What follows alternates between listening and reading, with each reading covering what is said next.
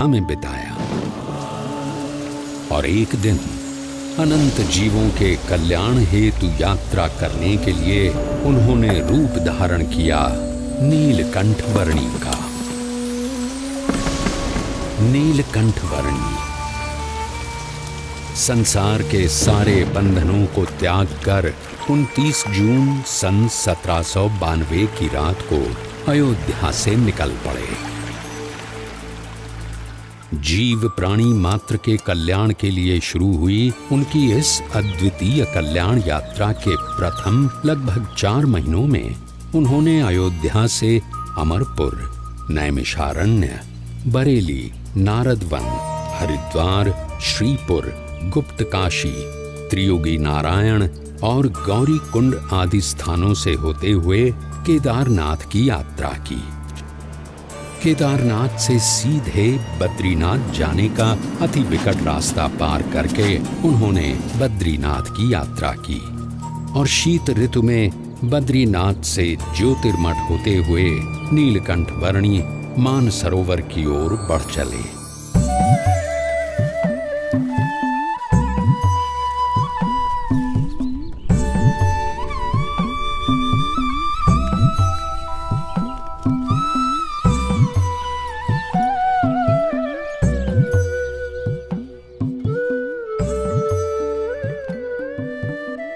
सत्यं वद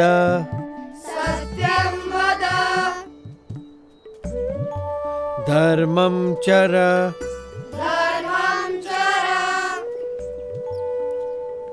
सत्यान्न प्रमदितव्यम्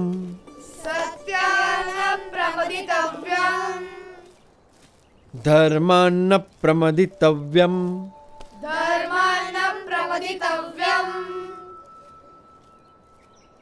धर्म पालन, अहिंसा, सेवा, यह सब अच्छे मनुष्य जीवन के लक्षण है और इसीलिए इन सब सद्गुणों को अपनाते हुए परोपकारी जीवन जीना चाहिए।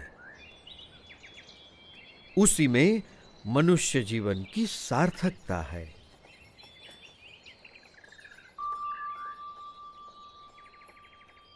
बड़े ध्यान से सब सुन रहे हो। क्या समझ में आ रहा है? कुछ प्रश्न हो तो जरूर पूछना, झिझकना मत। निस्वार्थ सेवा भावना और सदाचार में कोई बुराई नहीं है, पर केवल सत्वगुणी प्रवृत्तियों से ही जिया गया जीवन परम कल्याण के लिए पर्याप्त है।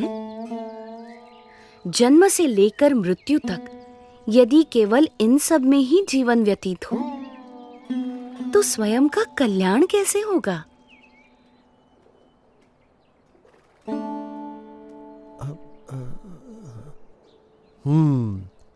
बड़े गुणी लगते हो, विद्याभ्यासी भी लगते हो और तर्क भी बहुत अच्छी तरह से प्रस्तुत कर लेते हो।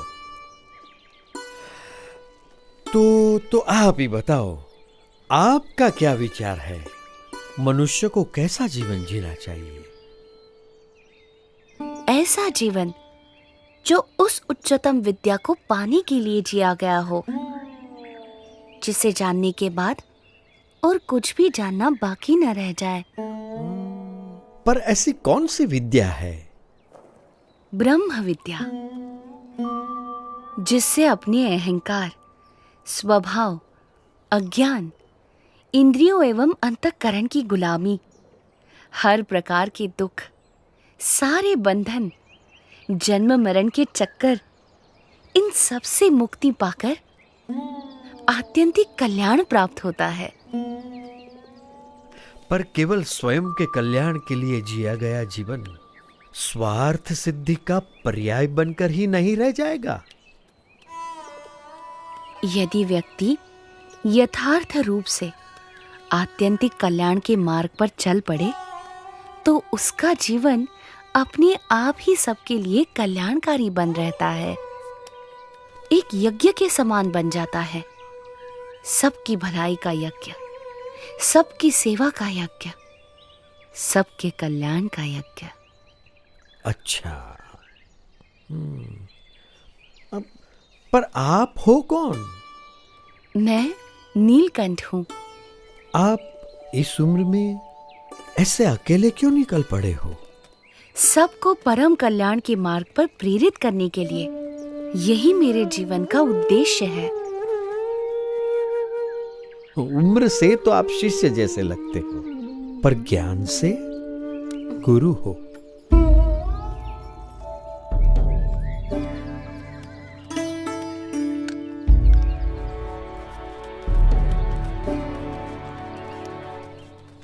प्रणाम।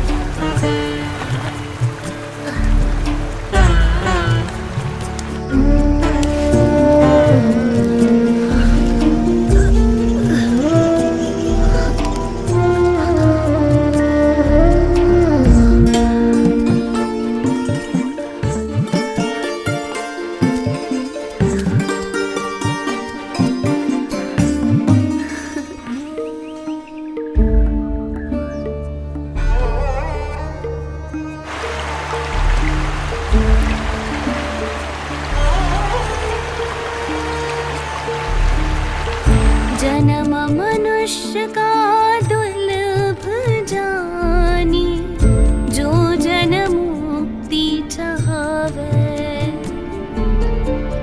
ममारु मौसम संतन संगे, परम मुक्ति को पावे।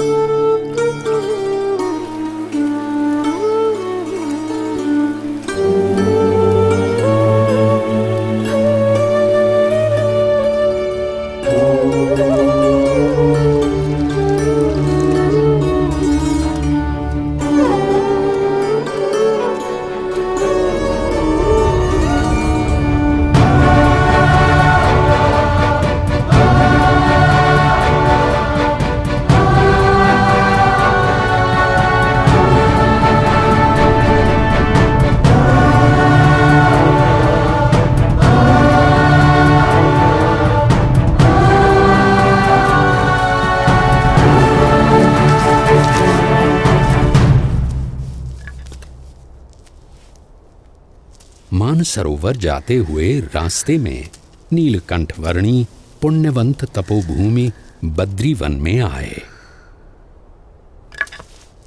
वहां असाधारण तपश्चर्या करने का संकल्प लेकर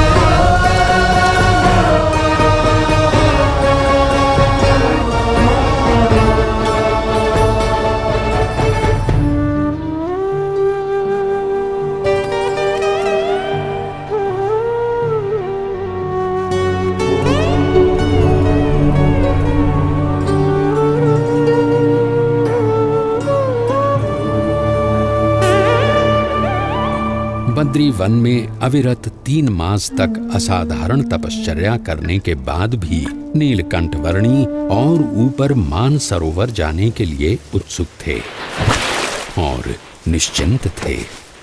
और यहाँ नीचे ज्योतिर्मठ में बद्रीनाथ मंदिर के पुजारी जी चिंतित थे। पुजारी जी, ऐसा हिमप्रपात तो हर साल शीत ऋतु में होता रहता है। आप इतने चिंतित क्यों हो गए? क्योंकि इस साल शीत ऋतु में एक नन्हा बालक मानसरोवर की ओर चल पड़ा है।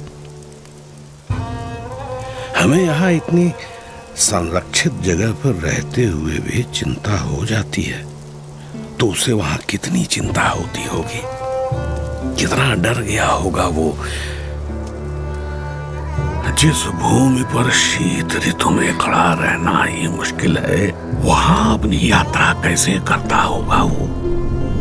बर्फ के वीरान रेगिस्तान में केवल 11 साल का मासूम अकेला।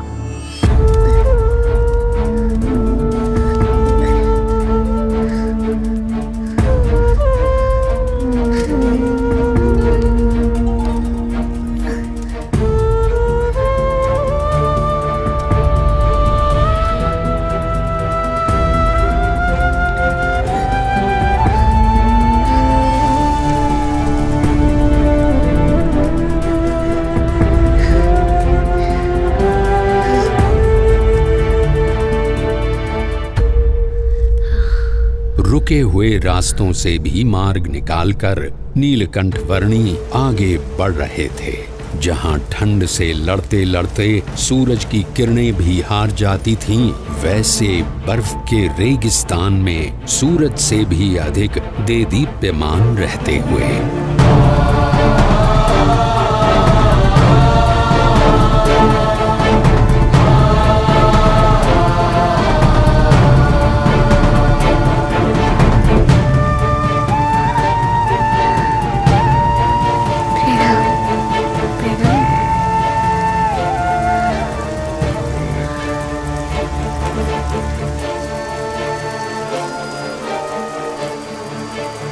सन 1793 की शीत ऋतु के प्रारंभ में नीलकंठ वर्णी ज्योतिर्मठ से बढ़ चले थे और शीत ऋतु के बढ़ते हुए प्रभाव के साथ उनके चरण और आगे बढ़ रहे थे, भारत के उत्तर में तिब्बत में स्थित मानसरोवर की ओर।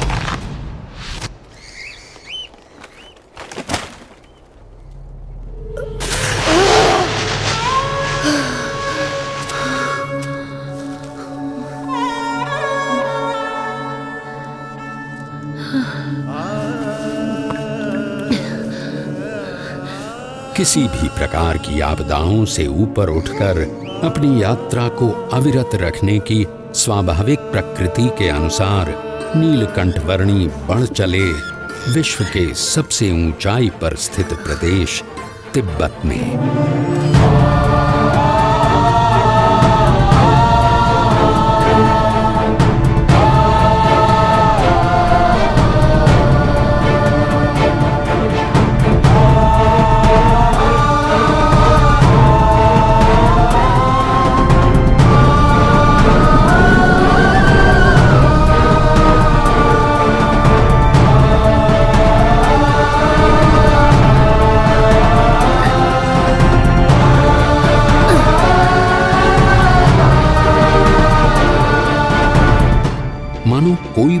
उत्पत्ति ऐसी बनी ही नहीं थी जो नीलकंठ वर्णी के सदा आगे बढ़ रहे चरणों को रोकने में समर्थ हो।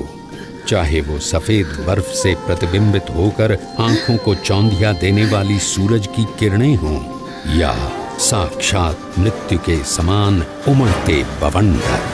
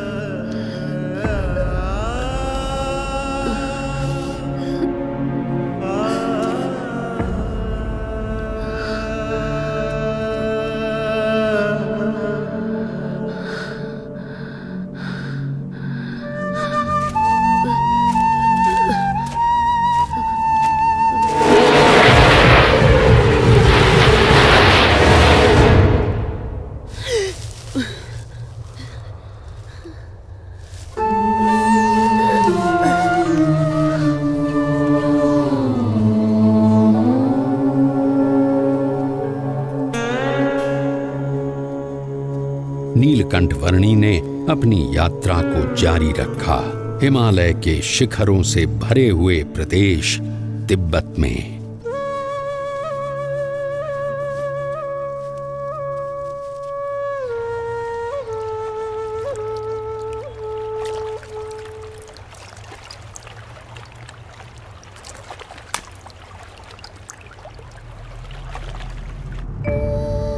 हिमालय के उत्तुंग बर्फीले पर्वतों का विश्व तिब्बत, जिसकी औसतन ऊंचाई 16,000 फीट है और जो विश्व की छत कहलाता है, वहां शीत ऋतु में 0 से नीचे 40 अंश तक के तापमान में नीलकंठ वर्णी अकेले मानसरोवर की ओर बढ़ रहे थे।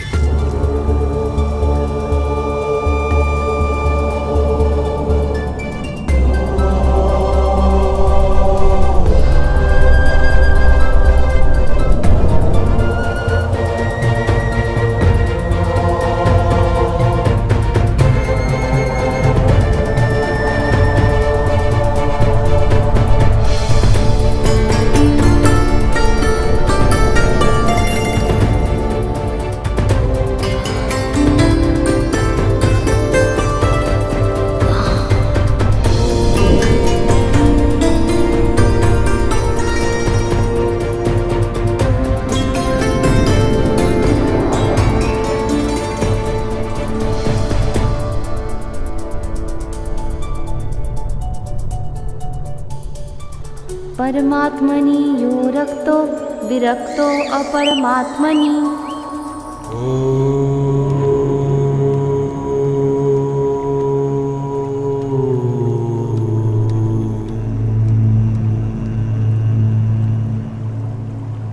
ज्योतिर्मठ से मानसरोवर की यात्रा शुरू करने के लगभग 4 महीनों के समय में नीलकंठ वर्णी आ पहुंचे कैलाश पर्वत के निकट स्थित क्षेत्र में।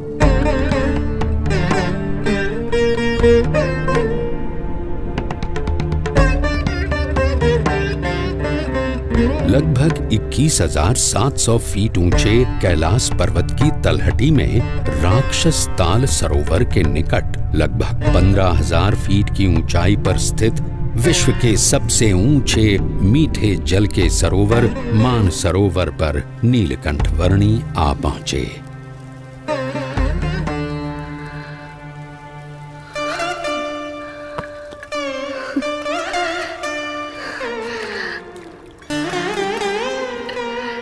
मानस क्षेत्र की प्राण घातक शीत ऋतु में नीलकंठ वर्णी ने संकल्प किया लगभग 320 वर्ग किलोमीटर में फैले हुए मानसरोवर की लगभग 88 किलोमीटर लंबी परिक्रमा करने का।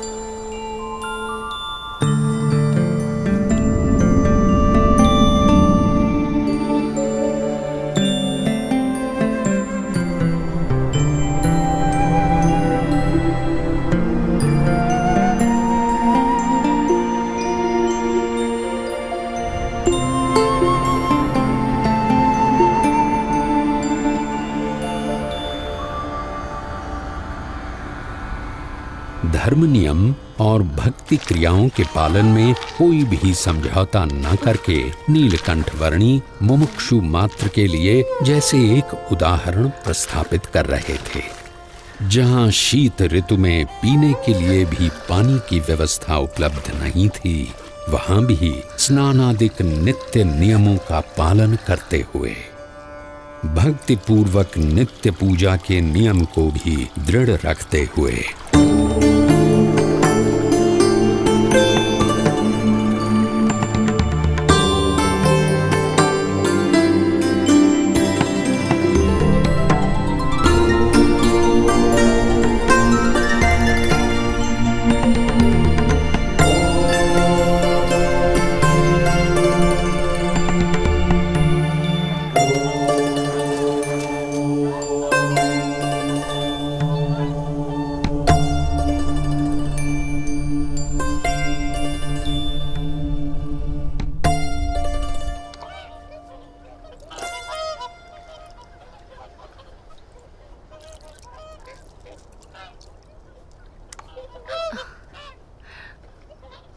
इस जन्म में आप सब हंस हैं और अगले जन्म में आप मेरे परम हंस बनेंगे। इस जगत में साधुत्व के जो परम विशिष्ट आदर्शों का सृजन होगा, उसका आप सब हिस्सा बनोगे। पश्चिम दिशा में मुमुक्षु मेरी प्रतीक्षा में है। भविष्य में वहां मेरा कार्यक्षेत्र होगा। समय आने पर आप सबको वहां मनुष्य जन्म मिलेगा। मैं वहीं आपको मिलूंगा।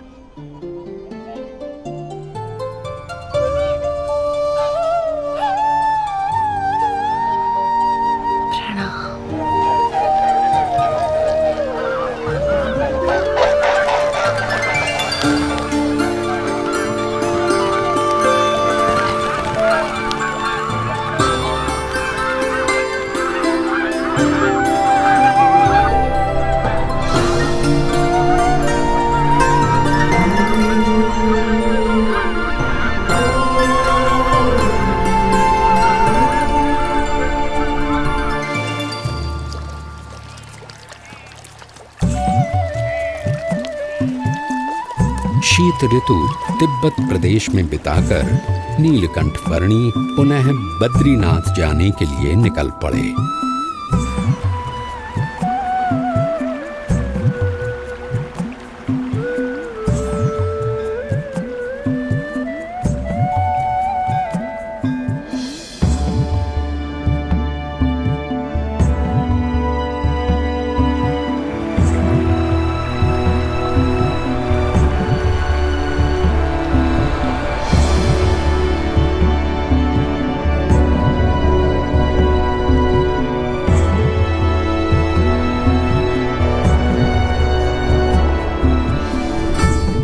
अलकनंदा नदी के किनारे स्थित बद्रीनाथ में नीलकंठ वर्णी पुनः आ पहुंचे।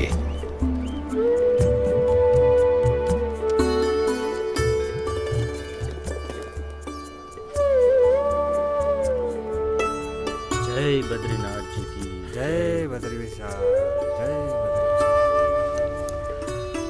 ओ पुजारी जी आ गए।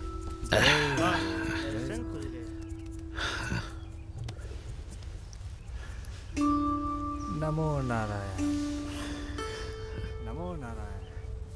जय बद्रीनाथ पुजारी जी।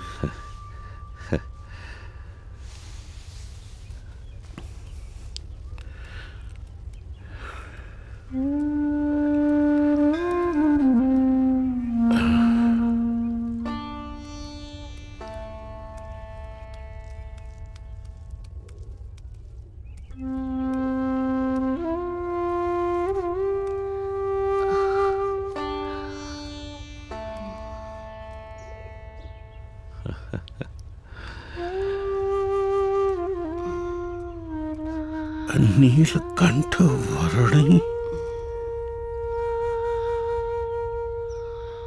आप नीलकंठ वर्णी हो? जी पुजारी जी। अरे प्रभु, जब भी आपको याद करता था तब चिंता होती थी कि आप किस हाल में होंगे। जीवित भी होंगे या नहीं? जाते समय मैंने आपको कहा था ना कि मैं आपसे फिर मिलूंगा। सो आ गया। परंतु आपका शरीर?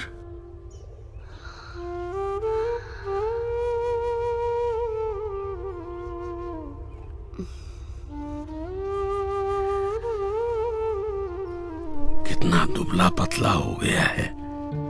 चलिए, सबसे पहले कुछ अन्न ग्रहण कर लीजिए। आइए प्रभु, पधारिए। यहां से चलिए प्रभु, इस तरफ से पधारिए।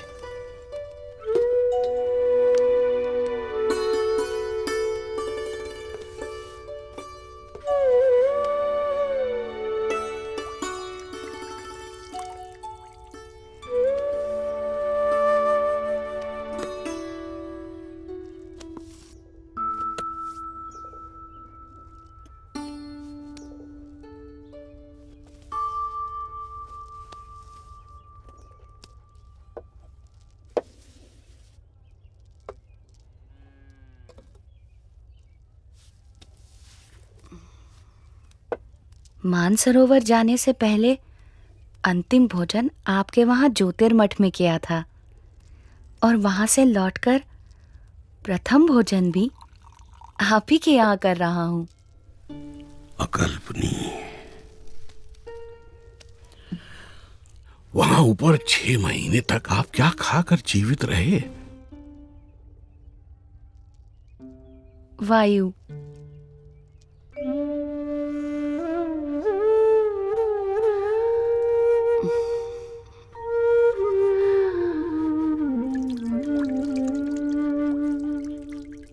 मुमुक्षुओं के भावों को परख कर उन्हें अपने संबंध से कल्याण के मार्ग पर प्रेरित करते रहने का नित्य क्रम नीलकंठ वर्णी ने अखंड रखा था।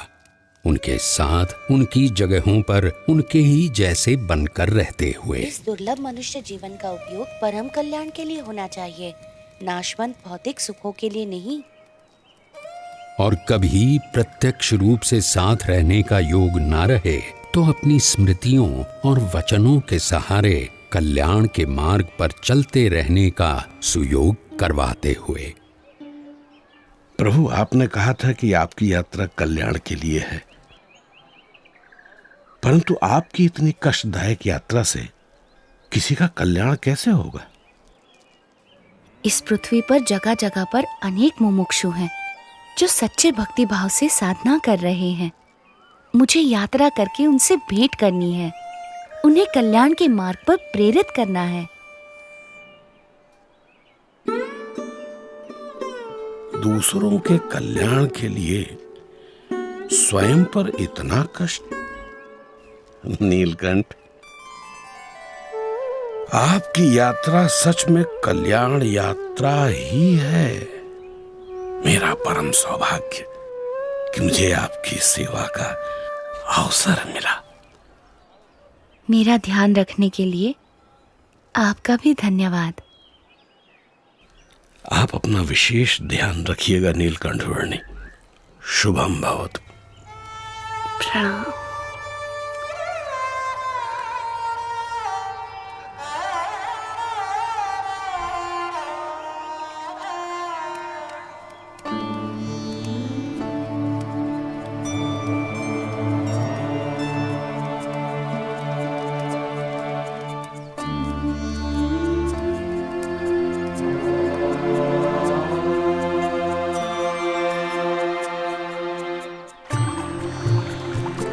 गंगा के प्रवाह समान अविरत और गतिशील ऐसी अपनी कल्याण यात्रा में नीलकंठ वर्णी बद्रीनाथ से गंगोत्री जाने के लिए बढ़ चले, और वो भी कोई सीधा सादा रास्ता न चुनते हुए बद्रीनाथ से सीधे गंगोत्री जाने के अति विकट मार्ग पर बर्फ की समाधि जैसे प्रदेश में बर्फ की आंधियों, बर्फ के प्रपातों और बर्फ के तांडवों को पार करते हुए।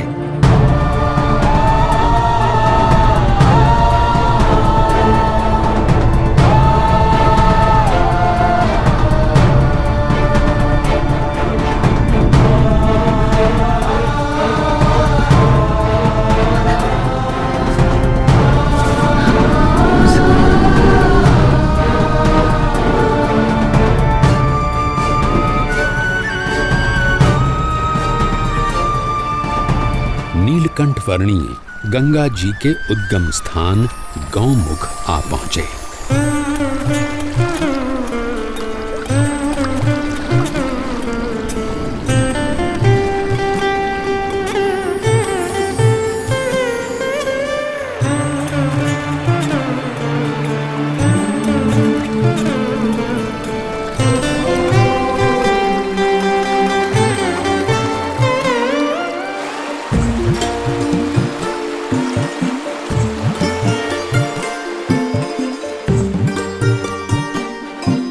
नीलकंठवर्णी गंगोत्री आ पहुंचे और वहां से हरिद्वार आ पहुंचे। सर्वोत्कृष्ट कल्याण की प्राप्ति के लिए सच्चे गुरु के मार्गदर्शन के अनुसार दुर्लभ मनुष्य देह का उपयोग कर लेना चाहिए।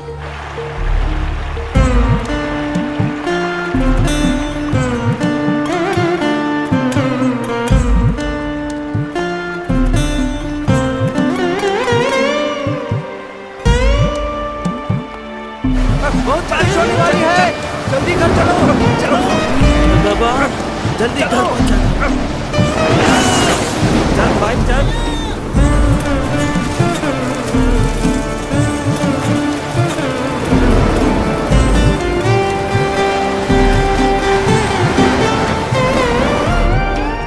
नीलकंठवर्णी आ पहुंचे अयोध्या में, जहां से लगभग 1 साल पहले उन्होंने अपनी इस कल्याण यात्रा का प्रारंभ किया था। अरे गसीदार जी कैसे हो? जिसकी गली गली में नीलकंठवर्णी के बाल घनश्याम स्वरूप की अनेक स्मृतियों के भंडार भरे हुए थे, उस अयोध्या नगरी में सब कुछ पूर्ववत यथावत लग रहा था।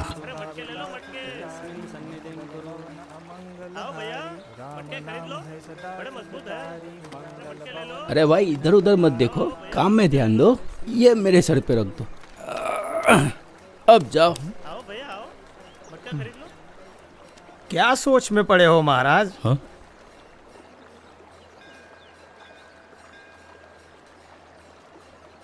सोच रहा हूं कि ये संसार का चक्कर भी अजीब है। हर कोई अपने कारोबार में लगा पड़ा है, शायद ये सोचकर कि उनके बिना सब कुछ अटक जाएगा। पर सच तो ये है कि यहाँ एक दिन हर एक को अटक जाना है, और यहाँ से अटक कर वहाँ चले गए, फिर यहाँ का क्या? कुछ खास नहीं, थोड़े दिनों का विरह, थोड़ा रोना धोना, थोड़ा शोक, और उसके बाद वही उद्यम। सब कुछ यथावत, जैसे थे वैसे।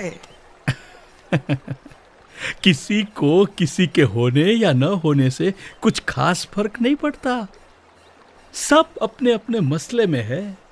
सही कहा आपने। हा? इंसान अपने नश्वर कार्यों में ही इतना मग्न है कि स्वयं परमात्मा भी उसके सामने प्रकट हो तो उन्हें भी पहचानने की तसदी न ले। परमात्मा सामने और प्रकट? हाँ, जब भी जीव को इस पृथ्वी पर मनुष्य देह मिलता है, तब परमात्मा किसी न किसी रूप में पृथ्वी पर जरूर प्रकट होते हैं। यदि मुमुक्षु को उनका यथार्थ प्रसंग हो तो उसकी मुक्ति का मार्ग खुल जाता है। वैसे यहाँ से मुक्तिनाथ जाने के लिए कौन सा मार्ग उचित रहेगा? बताओ भाई। यहाँ से उस तरफ वंशीपुर है, और वहाँ से उत्तर पूर्व दिशा में नीलगिरी पर्वत की ओर बढ़ते चलिए। अरे सब लोग यहाँ आ जाओ, चलो चलो, भोजन तैयार है। प्रणाम।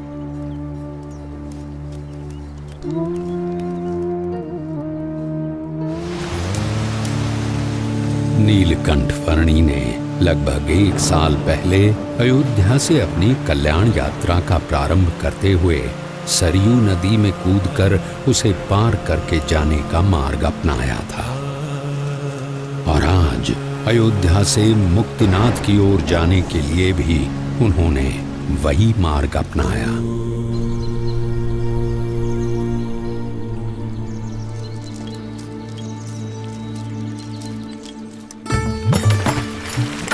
सरयू नदी को पार करके मुक्तिनाथ की ओर बढ़ चले नीलकंठवर्णी हरैया गांव में आए। ये लीजिए, कुछ भोजन कर लीजिए वाणी जी।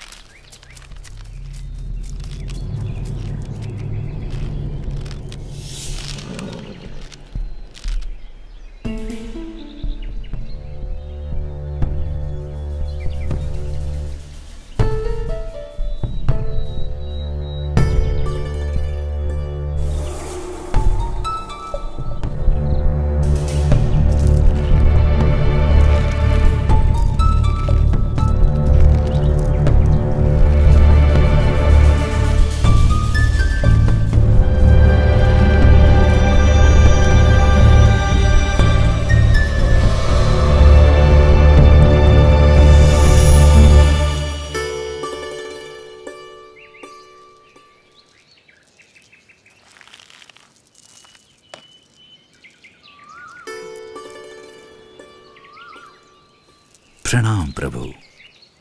बड़ी दिव्य और असाधारण प्रतिभा है आपकी। शायद आप वही है जिनकी भक्ति हम करते हैं, जिनके आशीर्वाद से हमारा राज्य, हमारा संसार चलता है। आपके आगमन से मेरे राज्य की धरती तो पावन हो ही गई है। अब कृपया मेरे राजभवन में पधार कर उसे भी धन्य कीजिए। आपके और आपके परिवार के बलिष्ठ संस्कार हैं, इसीलिए मैं आपके वहां जरूर आऊंगा।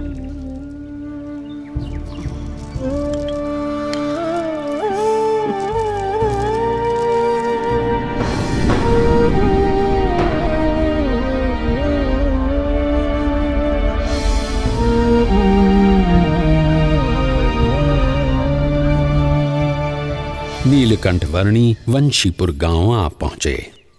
कोई कहियो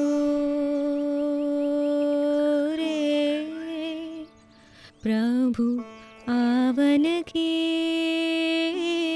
कोई कहियो प्रभु आवन की, मन भावन की, प्रभु आवन की, मन भावन की, कोई कहियो रे प्रभु आवन की, कोई कहियो आपन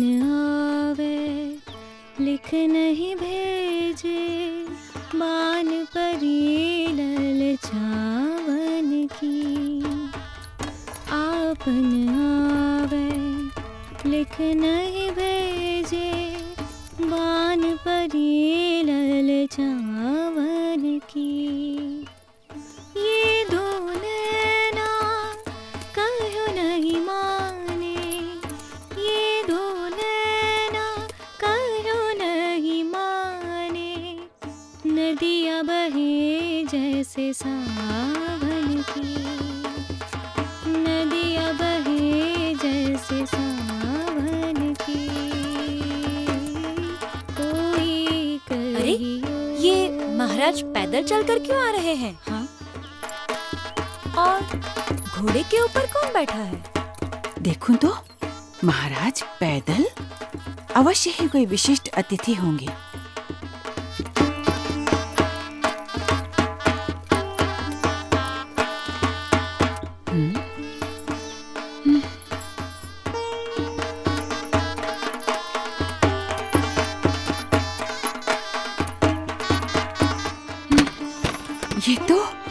ये तो सच में कोई दिव्य व्यक्ति हैं। सब चलो, उनके स्वागत की तैयारी करो। जी महारानी जी।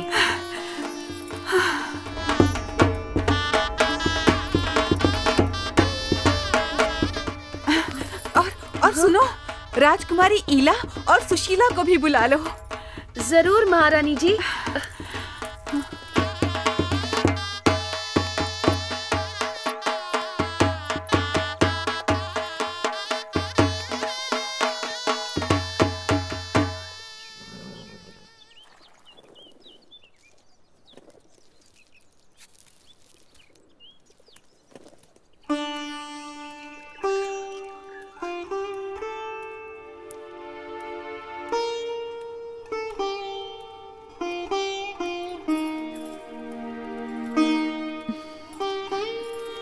प्रणाम।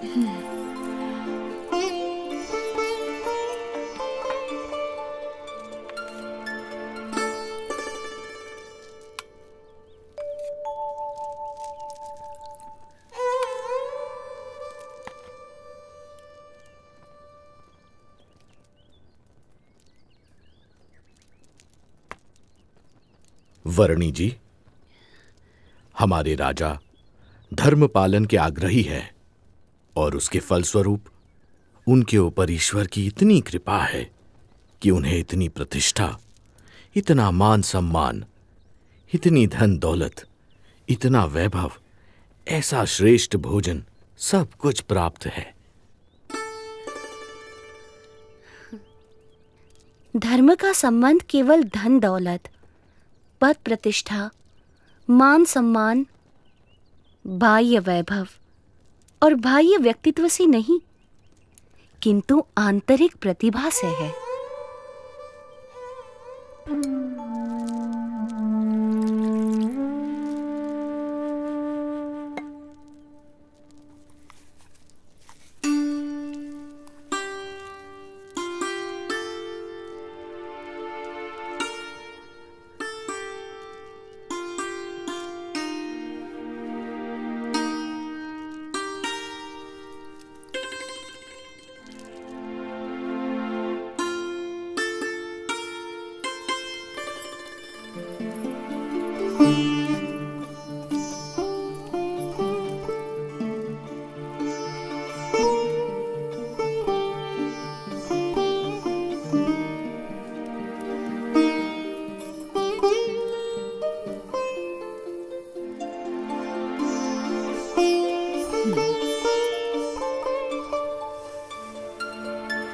प्रभु, हमारा कोई पुत्र नहीं है। उस बात से मैं चिंतित रहती थी, पर अब आपके आने से मेरे पुत्र की कमी पूरी हो गई। अब आप यहीं रुक जाइए। आपके पूर्व जन्मों के संस्कार हैं और आपका भक्ति भाव भी है, इसीलिए मैं यहाँ आया हूँ। और आपकी तरह और कई मुमुक्षुओं को भी मुझे मिलना है।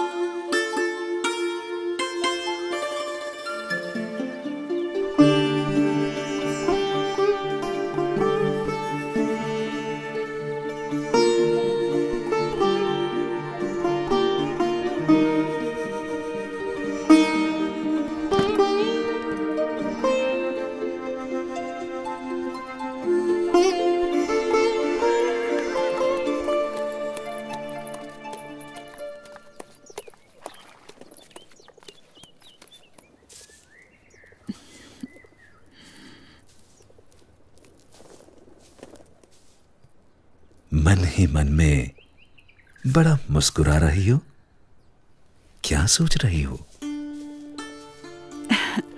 सोच रही हूँ नीलकंठ वर्णी कितने महान व्यक्ति हैं, सरल जीवन और उच्च विचार। और हमारी ईला और सुशीला भी कितने भक्तिभाव से उनकी सेवा में जुड़ गई हैं।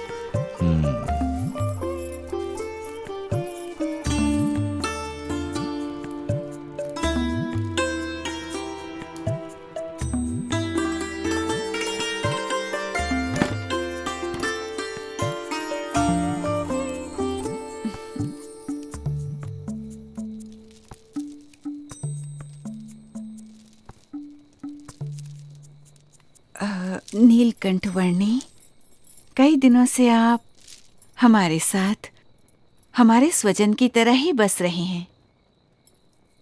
और केवल हम ही नहीं, पर यहाँ छोटा बड़ा हर कोई आपको अपना स्वजन समझने लगा है। सभी को आपसे लगाव हो गया है। इतने दिनों से आपका जीवन निकट से देखकर हमें प्रतीति है कि आप कोई असाधारण दैवी तत्व हैं, साक्षात परमात्मा हैं।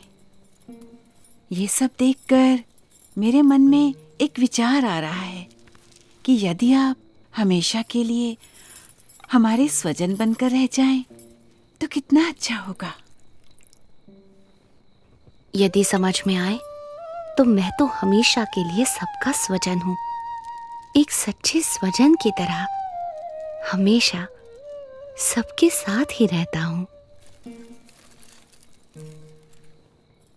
अब हमारी अपेक्षा है कि हम ये सब कुछ त्याग कर आपके चरणों में न्यौछावर करके मोक्ष के काम में ध्यान दें। और हमारी सारी धन दौलत, हमारी सारी संपत्ति, हमारा राज्य और ईला और सुशीला को भी आपको सौंप दें। हमारी पुत्रियों से ब्याह करके हमारा सब कुछ स्वीकार कर लीजिए नीलकंठ।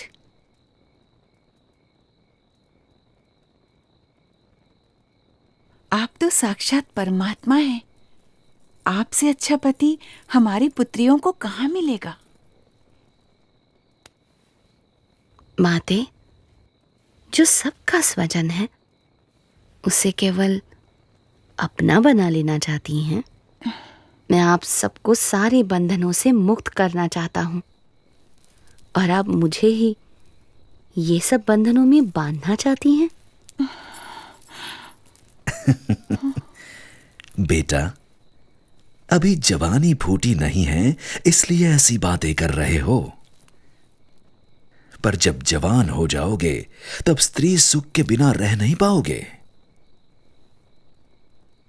जब स्त्री सुख के लिए तड़पोगे तब एहसास होगा कि ऐसी सुंदर कन्याओं और ऐसे राज्य का प्रस्ताव ठुकरा करके तुमने बहुत बड़ी भूल कर दी। पर तब यह मौका निकल चुका होगा।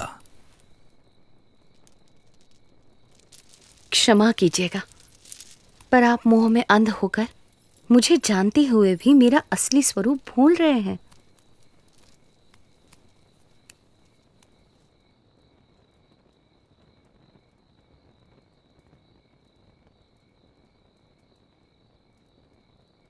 यही तो माया का प्रभाव है कि जो परमात्मा की उपस्थिति में भी आपको परमात्मा का सुख लेने नहीं देता है, और ऊपर से साक्षात परमात्मा में भी माया का भाव लाकर रख देता है।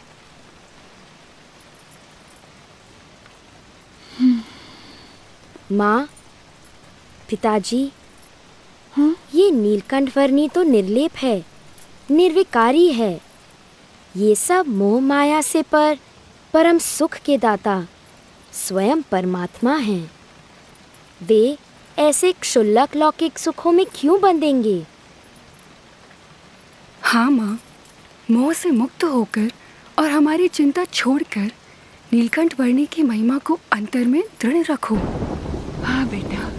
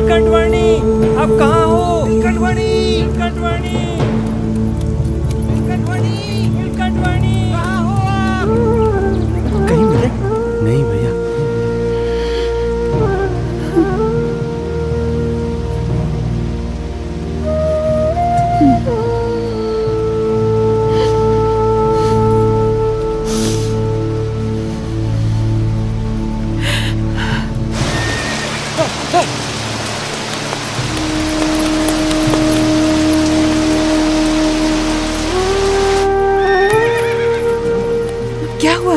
नीलकंठ वर्णी मिले? सुबह से लेकर अब तक हमने नीलकंठ वर्णी को हर दिशा में ढूंढा, पर वो कहीं नहीं मिले।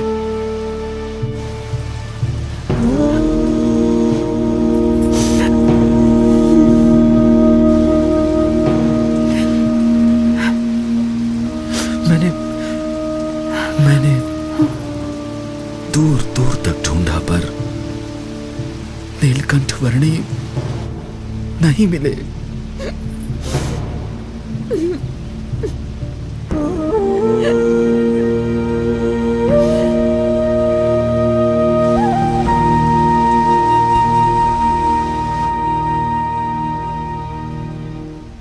माँ, वे चले तो गए हैं, पर हमें सच्ची समझ देकर गए हैं, हमारा कल्याण करके गए हैं।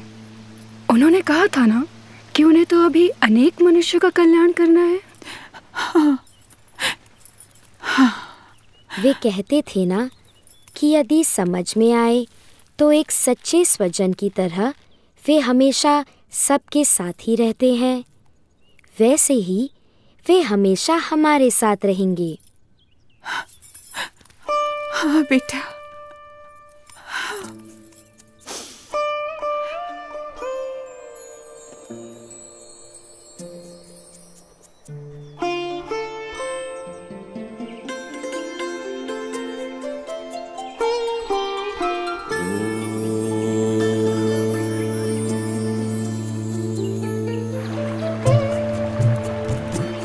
हर एक को हर बंधन से मुक्त करके परम कल्याण के मार्ग पर प्रेरित करने के लिए जिनकी ये कल्याण यात्रा थी, वो नीलकंठ वर्णी किसी भी प्रकार के मायिक बंधनों में बंधकर कैसे रह सकते थे।